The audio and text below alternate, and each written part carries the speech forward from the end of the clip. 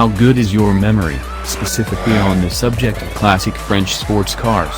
If there's a hint of petrol in your veins, you might recall the original Alpine A110. This tiny rear-engined coupe may not have been particularly powerful, but its slow weight and nimble handling helped it snatch the first ever World Rally Championship back in 1973. Despite Alpine, pronounced Alpine, ceasing production in 1995 after falling sales, parent company Renault has decided to bring back the Dieppe-based firm with a modern interpretation of the A110. Like its namesake, this is a small coupe with the engine behind its driver, rear-wheel drive and a focus on pure driving enjoyment. Small doesn't mean cheap. In this case, though, an A110 is a similar price to a Porsche Cayman or Jaguar F-Type 2.0-liter. To find out if it's worth the cash, read on for our detailed impressions of the A110. For the moment there's a choice of just one engine, a 1.8-liter 4-cylinder turbo with 249 bhp, hooked up to a 7-speed dual-clutch automatic gearbox. That might not sound like much, it's around 50 bhp down on the standard Porsche Cayman and 2.0-liter Jaguar F-Type, but the A110 is light, even well-equipped it weighs about the same as a basic Ford Fiesta. That means it'll scoot from 0 to 62 miles per hour in a rapid 4.5 seconds, before hitting an electronic limiter at 155 miles per hour, and you don't have to rev the car to the red line in every gear to make swift progress, either. Maximum torque is developed at just 2,000 revolutions per minute. Yes, there is a slight pause between pressing the accelerator and power hitting the rear wheels thanks to the turbo, but it's easy enough to compensate for. If you are worried about how it sounds, don't be. There's an enthusiastic crawler, especially in sport and track mode, when accelerating and popping when you decelerate. In short, it sounds like a proper sports car and significantly better than either the F-Type 2.0-liter or Cayman. While some might moan about the lack of a manual gearbox, there's a lot to like about the automatic box. In comfort mode it slurs between gears smoothly, but can be unwilling to change down should you need a sudden blast of acceleration. Sport mode sharpens the shifts and makes the car more willing to hold a lower gear, while track is manual mode only, with no automatic upshifts. It's this final mode that's most satisfying. The box swaps gears with no hesitation as you pull the wheel-mounted paddles, which feel great to use. Even so, the Cayman's gearbox is slightly better. But it isn't the A110's straight-line performance that impresses the most, it's how it handles. The steering is lighter and a little slower than you'd expect from a sports car these days, but it allows you to place the A110's nose with millimeter accuracy. Flick to sport or track mode and the weight is increased, but not excessively. Once you've got used to this and relaxed your grip on the steering wheel, you start to feel the intimate details of the road surface at your fingertips. The A110 is much more communicative than the F-Type and beats the Cayman, too. Even so, there's never any unruly tugging as you go over poor surfaces.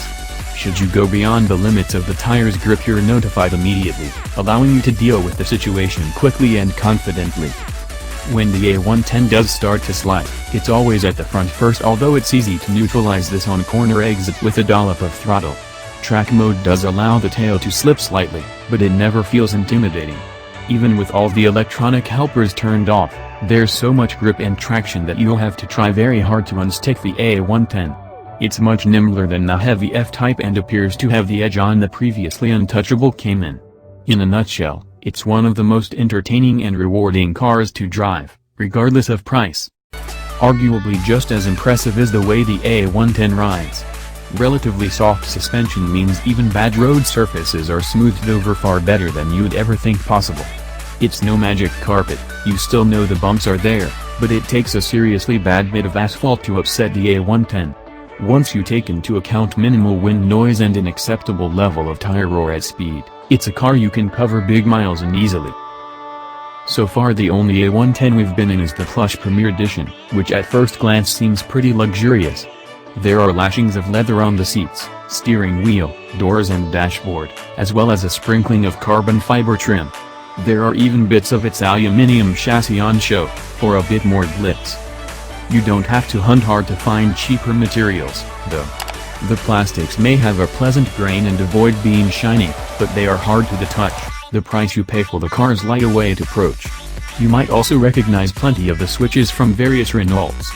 Even so, the bits you interact with regularly feel decent. Everything falls naturally to hand and the interior is attractive to look at, if nowhere near as plush as a Porsche Cayman's.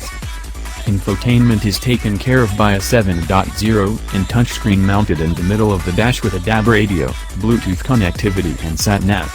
Apple CarPlay and Android Auto aren't available, but there is a smartphone app you can download to control certain functions through the car.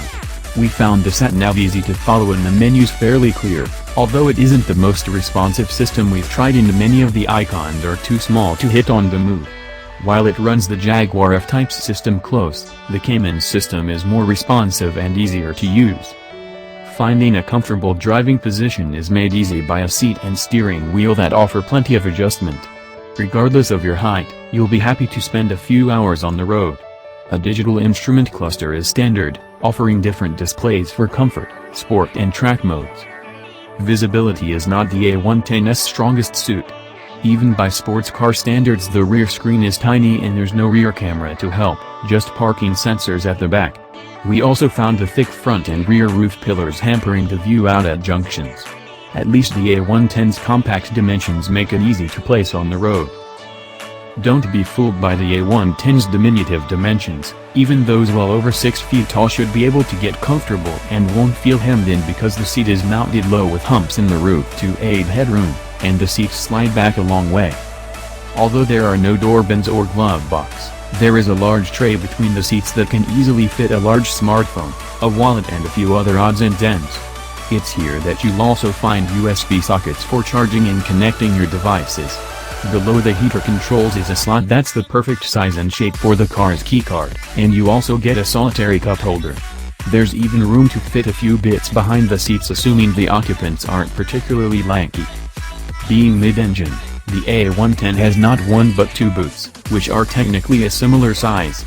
Don't expect a huge amount of capacity, though. The front boot is shallow but can swallow a couple of carry-on cases.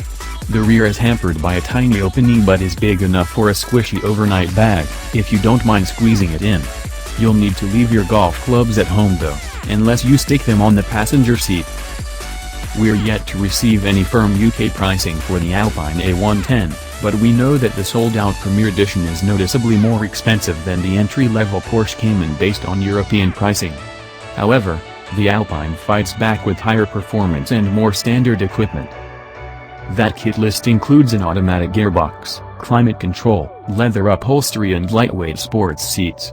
In time a cheaper, pared-back version dubbed Pure and an even more luxurious version, named Legend, will be introduced. While the A110 may not be particularly cheap to buy, it should be affordable to run. Its small engine and lightweight mean carbon emissions of just 138 grams/km and official combined fuel economy of 46.3 miles per gallon. Both of these beat the Cayman 2.0 and Jaguar F-Type 2.0 liter by a significant margin.